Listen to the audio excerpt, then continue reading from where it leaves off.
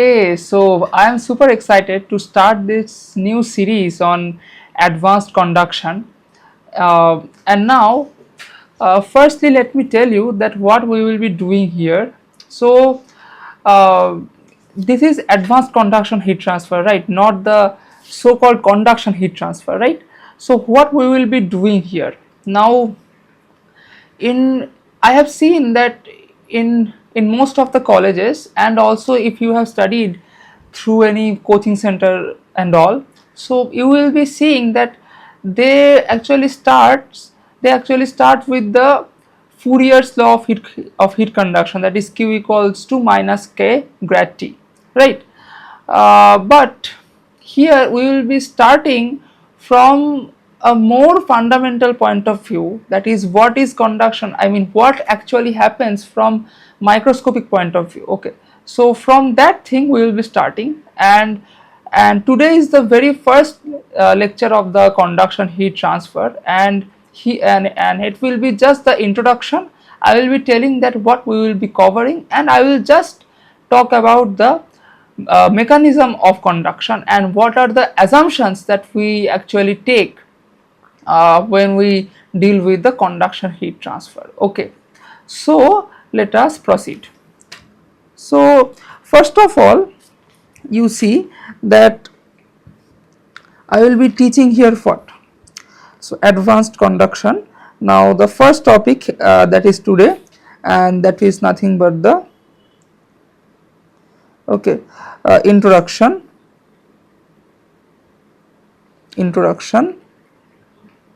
and here we will be covering mainly the mechanisms. Sorry, here we will be covering mainly the mechanism.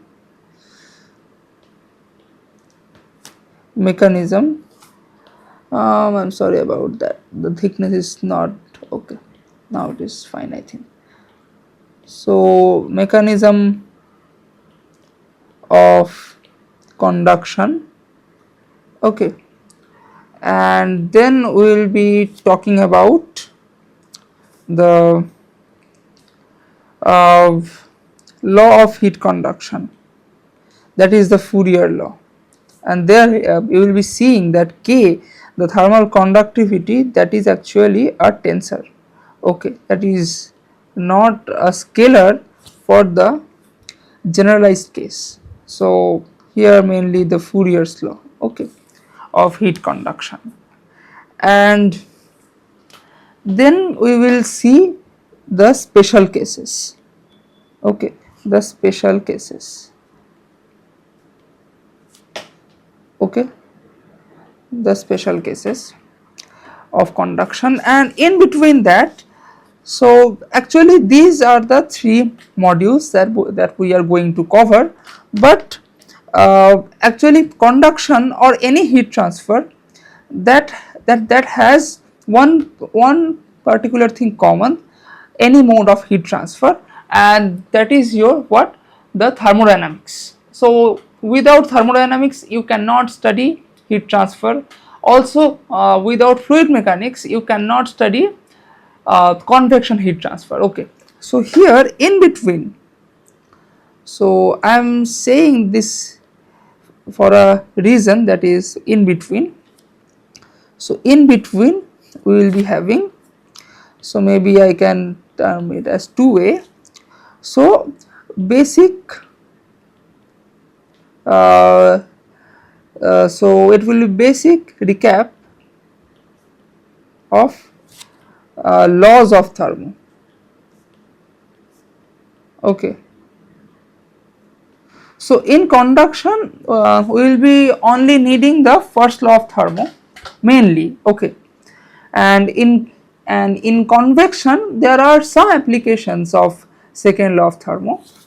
So mainly here we will be dealing with the first law. Okay, now the question comes that who should be doing or attending this lecture. Okay, so firstly I will be talking about the GATE aspirants. So if you are appearing for GATE, then you don't require this much advanced dealing with conduction, okay. But if you are someone who is going to appear for M.Tech in a thermal and fluids engineering, then this course will be very helpful to you, okay. And also if you are going for PhD in thermal and fluid science, then also this course will be very helpful to you. And other than that, if you want to if you have that much curiosity that I want to just know that how the things happen, then also you can attend these lectures, okay. And the GATE and ESC aspirants also, you can attend these lectures, because this will give you a better understanding of everything, okay. So this will deal with a detailed mathematical analysis of the conduction cases, the special cases. So in undergraduate we barely treat the unsteady or transient heat conduction, okay. So here we will be doing that, and so now let us proceed, okay. So today is our first lecture, so let me put the date. So the date is what, 24th May, right, okay. So 24/05/24, and today is the lecture named as Introduction.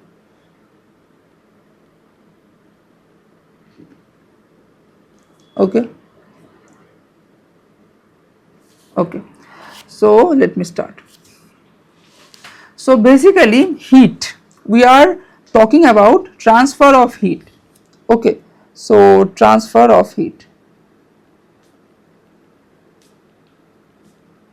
Now what is heat? Heat is a form of energy in transit. So heat is what? Heat is a, okay, so let me take another pen and it will be of another color. So let me choose, what color should I choose?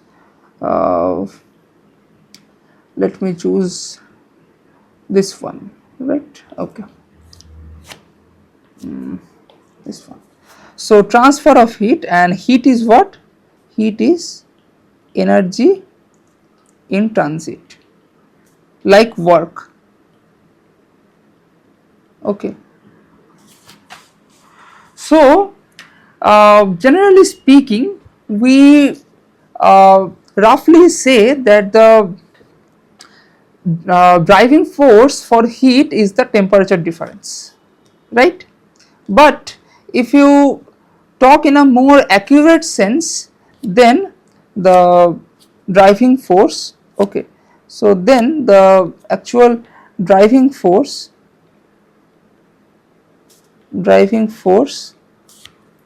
of heat can be firstly, it can be obviously temperature difference. Why it is having a very high thickness, okay. So let me omit this color, okay. So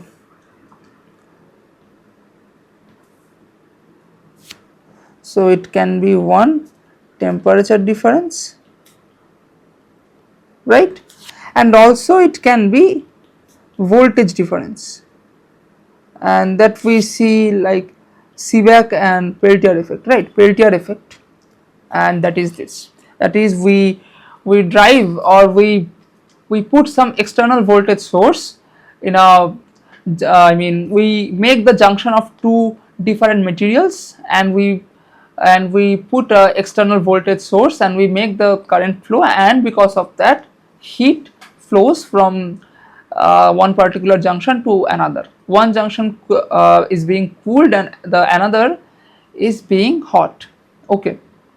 So but in this course, or in general cases in the practical world, what we see is this case only this case.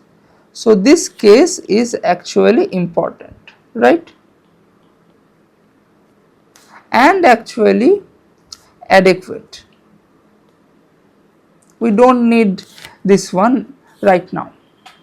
So here this thing only we will be talking about. Okay.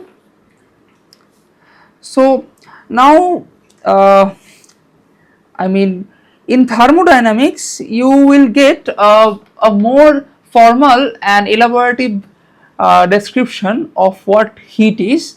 There are some historical perspectives, that is, at first heat was being thought like a massless fluid and it was called caloric.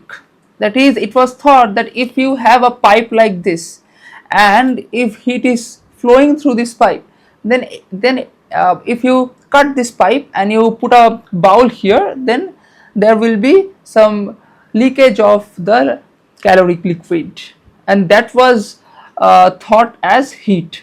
Okay, but afterwards the concept was reviewed and the concept of heat was introduced. Okay, so here we will be directly talking about that how heat is being transferred. Okay, so how heat is being transferred, and from this question, okay, from this question a subject is generated, and that is the heat transfer. Okay, now let me ask you a question, that there are how many modes are there for heat transfer. So now just immediately you will be jumping up and you will be saying there are 3 modes, right? So I mean, obviously not all of you, but let me tell you that there are basically 2 modes of heat transfer, and those are nothing but conduction and, okay, so why this pen is behaving like this? Let me delete this pen. Okay, I need another pen here, and I need this red color. So heat transfer, so there are mainly 2 modes, and those are conduction and radiation. Okay, now some of you will be arguing that no, I know that there is another mode of heat transfer, that is convection. So convection is nothing but, okay, convection that you already may be knowing if you are a mechanical engineering B.Tech student, okay, and have studied heat transfer. So convection is actually what it is: conduction plus fluid motion. Okay, plus fluid motion. Okay, so I will not be talking about this in details. So I have a detailed course in convection heat transfer. I will put the link in the description. If you want, you can visit that, and I will recommend you. That is because that course is also in very detailed manner. If you are a student of M.Tech, and even if you are a student of GATE and IISc, you must attend that. Okay, because most of the things are in the syllabus of GATE. Okay, so now let me continue. So okay, so here we will be studying only the conduction heat transfer, right? This one we will be studying only conduction. Okay, so the next heading is what? Mechanism of conduction heat transfer, right? Mechanism of conduction heat transfer. Conduction, okay. So again, here will be 3 parts.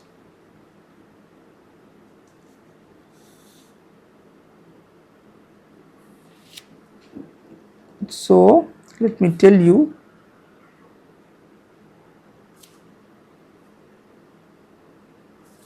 So three parts will be conduction in solid, liquid and gas. Okay. So in our school level, that is in our 8th or 9th or maybe 10th, I don't remember actually, we know that the basic difference, I can remember that we were asked to write the difference between these three modes. Okay, that is the conduction, convection and radiation. So the first difference that we were writing, that was that conduction and convection, those need medium, and radiation does not need any medium to occur, right? So we'll stick to our basics, and here we will be writing that the basic is it needs a medium,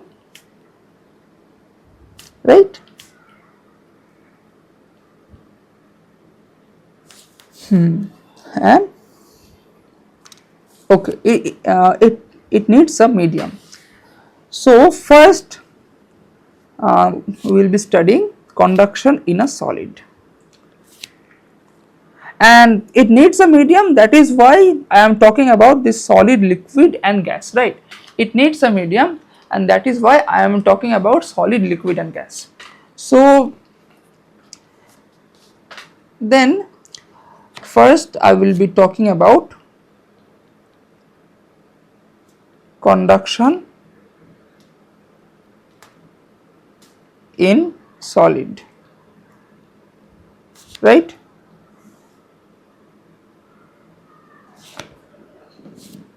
Okay.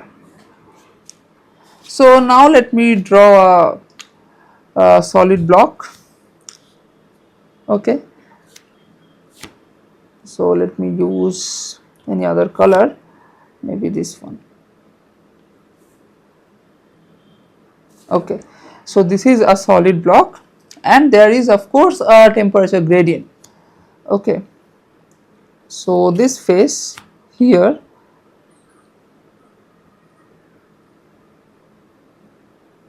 this face here and this face here, they are not having the same temperature. Sorry, I should draw it. Okay. So this is T1 and this is T2, and that is less than T1. Okay. Now there are many molecules here, 1, 2, 3, 4, 5, and not 5, there are infinite molecules here.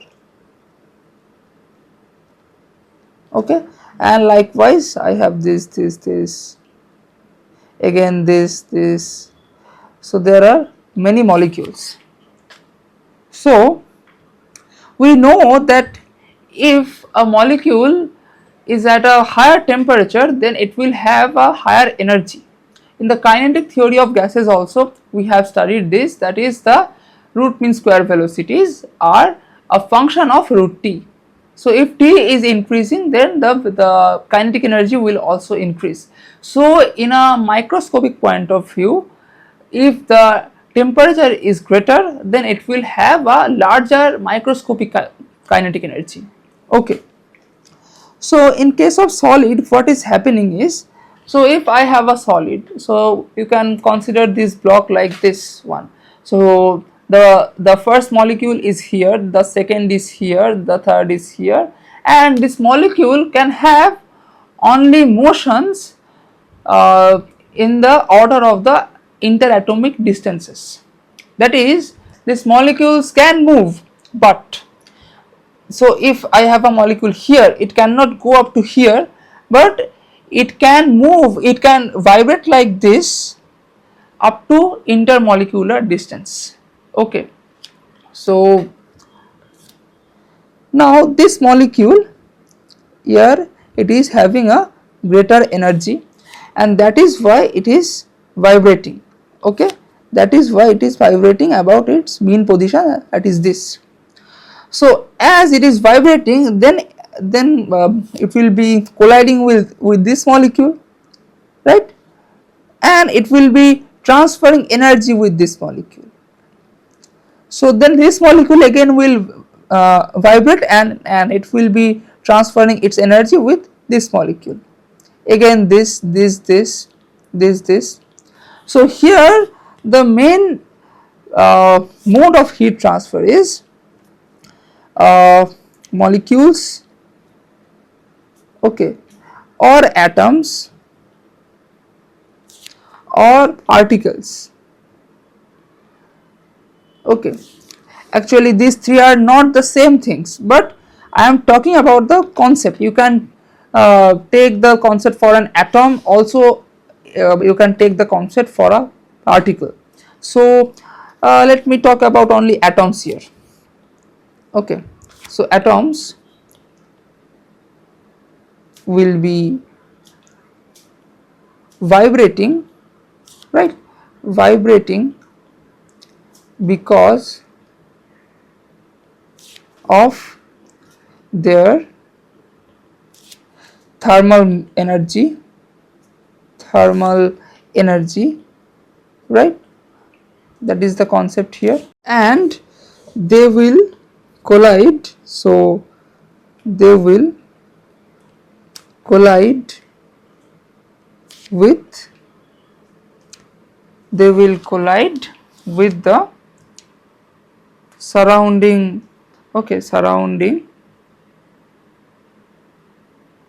they will collide with the surrounding atoms to transfer their energy,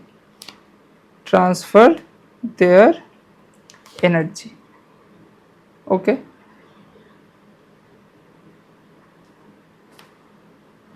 And this is the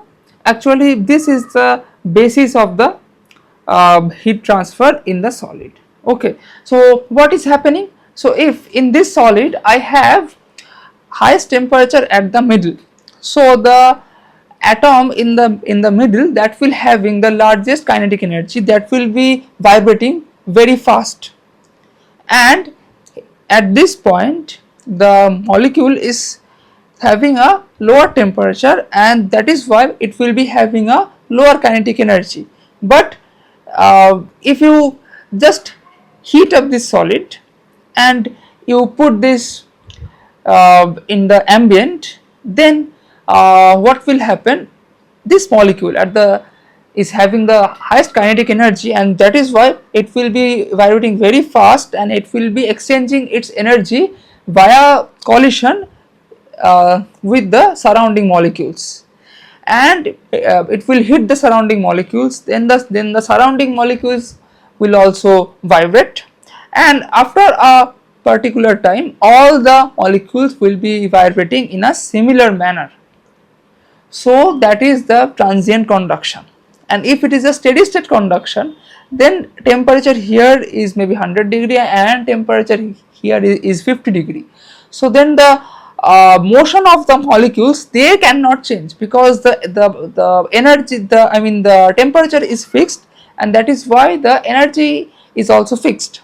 But because of the energy, the collisions are happening, so that the transfer of energy from this point to this point, that is happening continuously, okay, that is happening continuously, but the temperatures are not changing. Maybe you are adding some external heat from this end for the temperature here and temperature in this end to be the same for all the time instants, okay. So molecular collision is the basis of heat conduction in solids. Actually not in solids only, we will see that in gases and liquids also they are the same.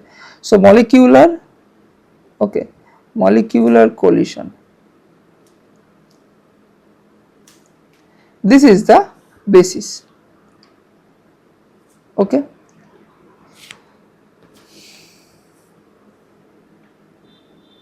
Okay. So another thing, in solids there are then I will be talking about two more classes. So I have solids,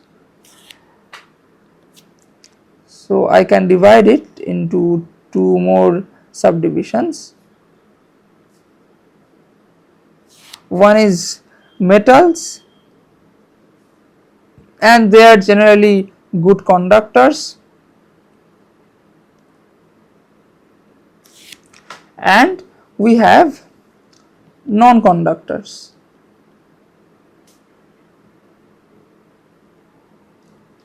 So what is the basic difference between them?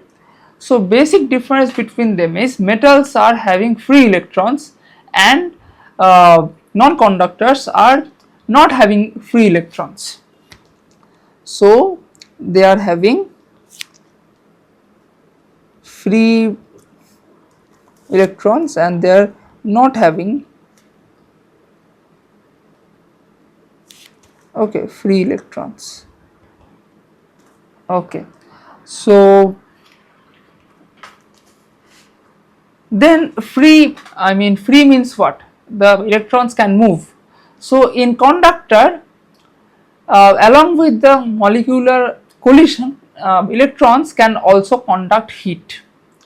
So in conductors, the mechanism of heat conduction is not only by molecular collisions but also the movement of the free electrons. Clear?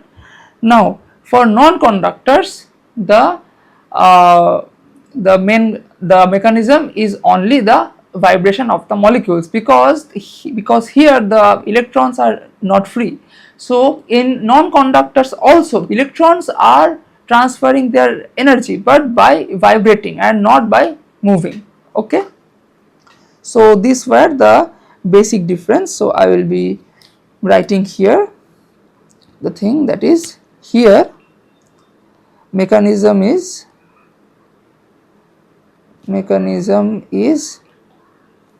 molecular collisions, obviously, movement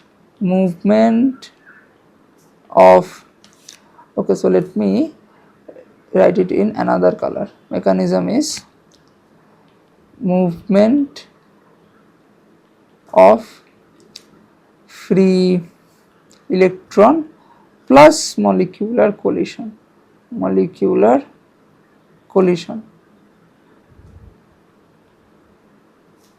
Okay, and here the mechanism is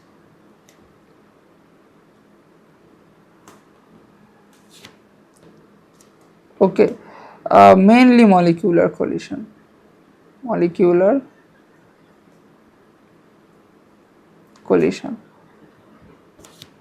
Okay, now we will be studying that experimentally it is found that for a metal, at any temperature, the ratio of electrical conductance by the heat conductance, they remain same.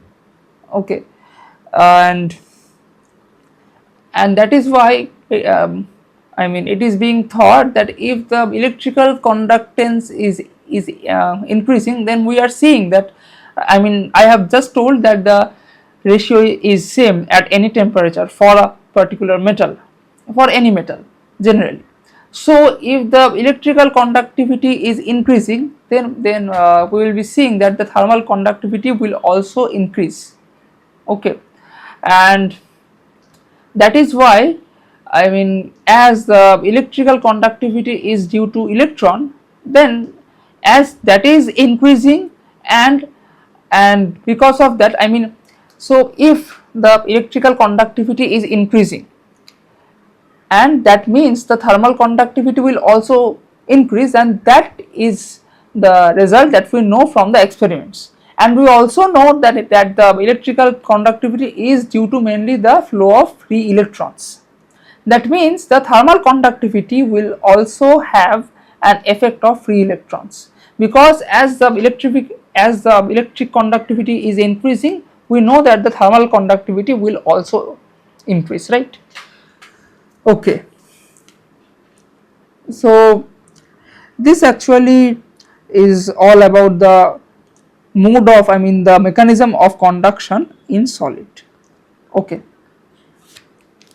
Now let us come to the liquids and gases. Yes, I will be covering them together because they actually come under one terminology, and that is what? So conduction in fluids, right? So fluids means it can be a liquid or it can be a gas, right? Okay. So fluid, this can mean it can be a liquid or it can be a gas. Okay. Now let us first talk about the gas. Okay. So conduction in gases. So first of all, you tell me that what is the basic difference between a solid and a gas, or I mean what is the basic difference between a solid and a fluid. So the basic difference is the intermolecular distance and the molecular motions. Okay. So in case of solid, the intermolecular distance is very small and the variation of the intermolecular distance, that is also very small. The molecules are bounded and they are subjected to very small intermolecular vibrational motion. But in case of gas, the intermolecular distances are very large, the intermolecular forces are not very strong like solid, and the variation of the intermolecular distances, those are very large. Okay. So here also the basic mode of conduction, I mean the mechanism of conduction is molecular vibration, not vibration, molecular collision. Okay.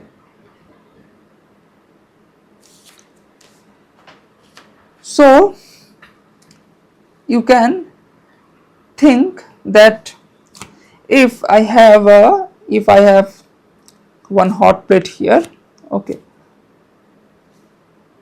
so this is one hot plate and let me take another color.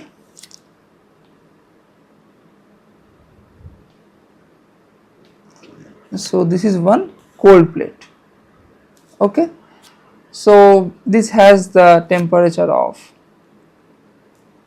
maybe 100 degree Celsius, this has the temperature of 20 degrees Celsius, and in between that I have gases. Okay. In between that I have a particular gas, and that I will be drawing with a different color, and maybe that is this one, sorry. So in between that I have gas. Okay. So this is a particular gas.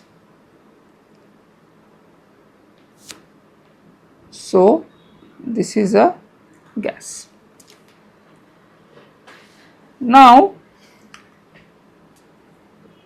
here the molecules, those are here, they will have higher kinetic energy, these molecules, all these molecules. Okay, those will have higher kinetic energy, all these molecules.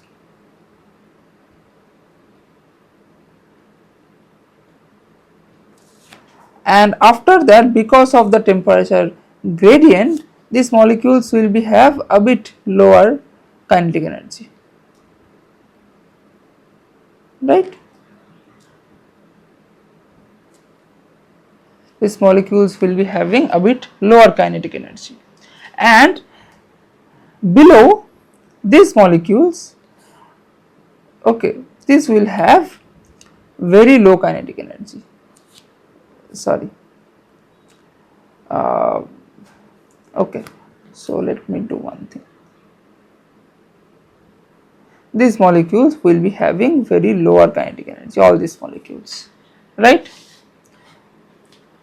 So therefore I can assume a plane here at the middle of the plate, and we draw this plane with the green color. So I can assume a plane here. So through this plane, one molecule of the upper side will also be crossing, and that molecule will be having a greater energy. So this molecule will be passing here, and from the lower side also one molecule will be crossing, that is this molecule, right. So this upper molecule, this one, okay, this one will have a high kinetic energy, and this one that is going upwards will have a low energy. So ultimately through this plane, high energy is coming this wards, the downwards, and low energy is going upwards. So ultimately a net amount of energy that will be flowing through this green plane, okay. And so this is the main thing, that in gases the molecular motions are very high, and because of that the random collisions are there, and the exchange of energy is there, okay. And you see that as we are increasing the temperature, the motions of the molecules will increase, and it will increase the thermal conductivity K, okay. And now let me talk about the fluids, okay. So conduction in fluids, I mean conduction in liquids, okay. Okay, so it is almost same as gas,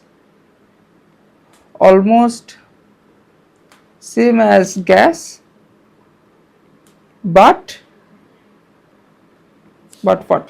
But molecular or atomic motions, okay. So let me write, molecular motions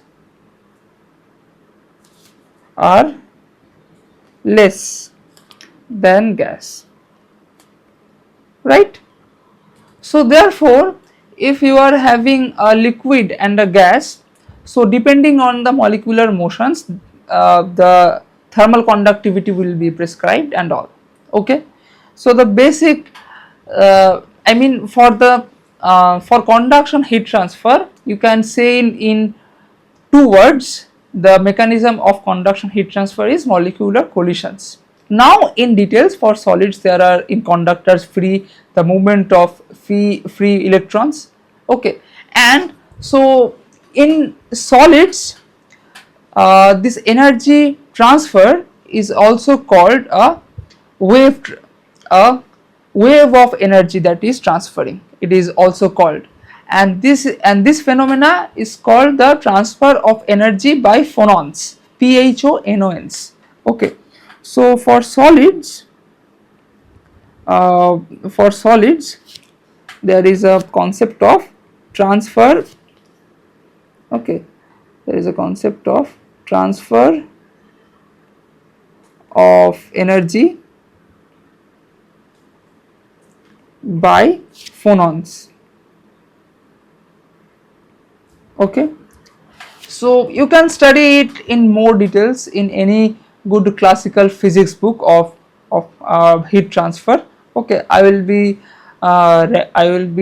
give a reference, I will be giving a reference of the books, okay, in the end of this lecture, that which book you should refer for advanced conduction, okay.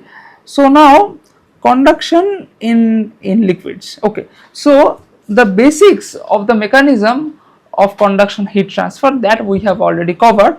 So now let me tell you the continuum hypothesis, okay. This is very important, not only in conduction but in any subject. Continuum hypothesis in fluid mechanics, in convection heat transfer, anywhere, you have to first keep in mind that we are we are assuming that the continuum hypothesis is valid. Now what is the continuum hypothesis? That is, the medium is made of infinite particles.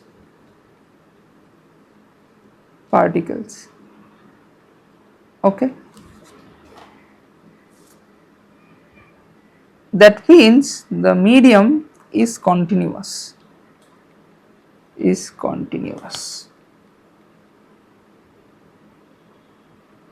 Okay, and that also means at any point in the medium there is a value of any parameter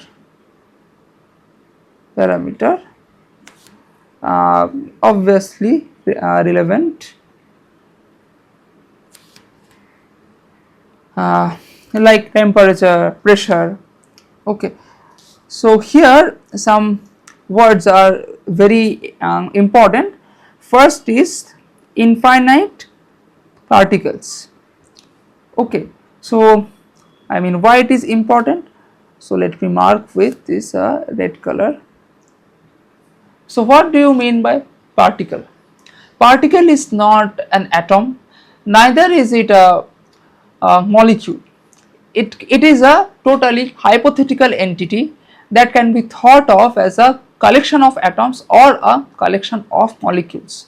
So any parameter or maybe any property like temperature, like pressure, that can be assumed as the average temperature or average pressure of all the atoms which are considered in that particle. So I am repeating this thing, that is, particle is nothing but a collection of many molecules or many atoms. So the temperature of a particle is the average temperature of all the atoms or molecules which are considered in the definition of that particle. Okay, so first of all, this is a hypothetical concept. Okay, this is a hypothetical entity. So you define a particle. So atom is real, molecule is real, they actually exist. We know that how the H2O molecule looks, but there is nothing called a particle in real, in practical. We define a particle. Okay.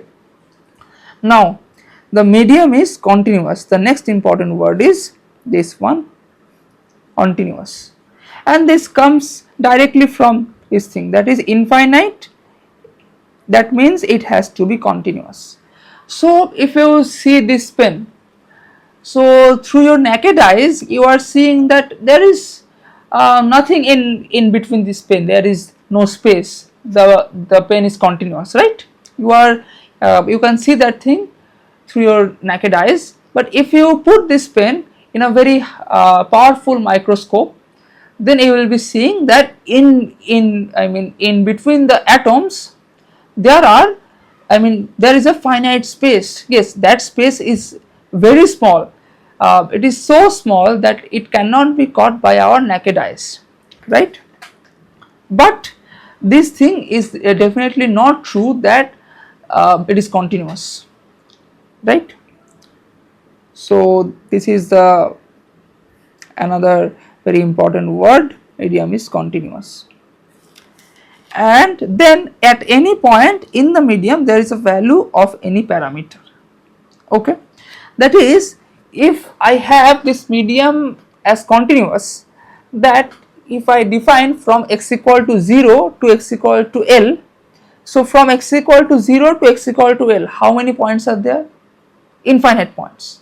So the continuum hypothesis tell that at any point out of those infinite points, at any point I have a temperature defined, I have a pressure defined. Okay, so this allows us to deal with the differential thing. So this allows us to do differential analysis. Okay, now you might be thinking that yes, continuum hypothesis must be valid because these intermolecular distances are so small, right? But let me tell you, there is something called a rarefied gas in the top atmosphere. Okay, so there you cannot do this analysis. Also in a very micro channel. So if the micro channel, or it is called a nano channel, it is having a dimension of maybe 1 or maybe 10 nanometers, or maybe you just consider 100 nanometers. Then if you are having some particle of some atom, so atoms, the dimensions of atoms are in few nanometers maybe, okay, or the molecules are having the dimensions of few nanometers. So then you see that the dimension of the channel and the dimension of those atoms or molecules, they are being comparable. So then you cannot neglect 1 nanometer intermolecular space in a 50 nanometer diameter channel. Okay, so there also you cannot have the continuum hypothesis valid. There you have to go through something called molecular dynamics. Okay, so now and therefore the question comes that when is the continuum hypothesis, I am writing a CH, valid? When is the continuum hypothesis valid, right? So it is, so I will again talk about that example, that is a 50 nanometer channel. So if I was having the water in a maybe this much channel, that is the channel is having maybe 3 to 5 centimeters of diameter, then also you can say that it is a continuum. But at the moment the channel diameter or the channel height becomes 10 nanometer or 50 nanometer, then you cannot neglect intermolecular distance of 1 nanometer, right? So when the length scale of the domain that is considered for the problem, that is comparable to the molecular dimensions, then you cannot apply the continuum hypothesis. Okay, so roughly when the domain dimension, or I will be writing dimension of the domain, okay, that is a good English. So there, when the dimension, actually I should have written characteristic dimension of the domain under consideration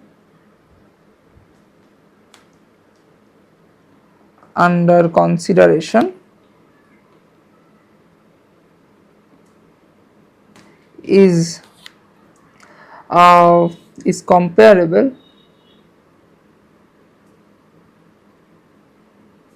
with the molecular, okay, molecular or atomic, right, with the molecular or atomic or particle dimension, then continuum hypothesis is not valid. Okay, Now this is a statement. How can we quantify this mathematically? So there is something called a Knudsen number, and this concept is actually applicable for mainly gases. Why? Because you barely have a non-continuum solid. I mean, it is not a good terminology. There is nothing called a non-continuum because everything is actually a non-continuum. Okay, so in solids you barely have the case where the domain under consideration is in the molecular ranges, but you can have that obviously. If you say that my domain in this pen is of 10 nanometers, then it obviously there also the continuum hypothesis is not valid. But this Knudsen number concept is what? That is, this is Kn is equal to lambda by d. So lambda is what? Lambda is the mean free path, okay, and d is the characteristic dimension of domain. Okay, so mean free path is what? It is the average distance that is covered by a particle before two successive collisions. Okay, so if this Knudsen number is less than 0.1, okay, then you can say that the continuum hypothesis is valid. If it is not, then you cannot say. So this is the basis of continuum hypothesis, and this allows us to say that of this pen at any point out of the infinite points starting from here to here, at any point I am having a particular value of temperature, right? So this was the introductory lecture on conduction, and if you have any question you should that write in the comments. We will try to solve that. Everyone, that can be solved by any other person also. We will be seeing the comments and I will be obviously answering that, and I will be uploading these notes as soon as possible, and I will be thinking about a viable medium by which through which I can communicate to you and update about these notes, okay, my handwritten notes or these class notes. Okay, so in the next session we will be directly jump onto the law of conduction, okay, law of heat conduction, that is the Fourier's law. I will be talking about the mathematical background, okay, and as I have told earlier that K is not a constant in the most general case, it is a tensor, and that also we will be seeing. Okay, so until then, goodbye and take care, and we will be meeting in the next discussion. Okay, and bye.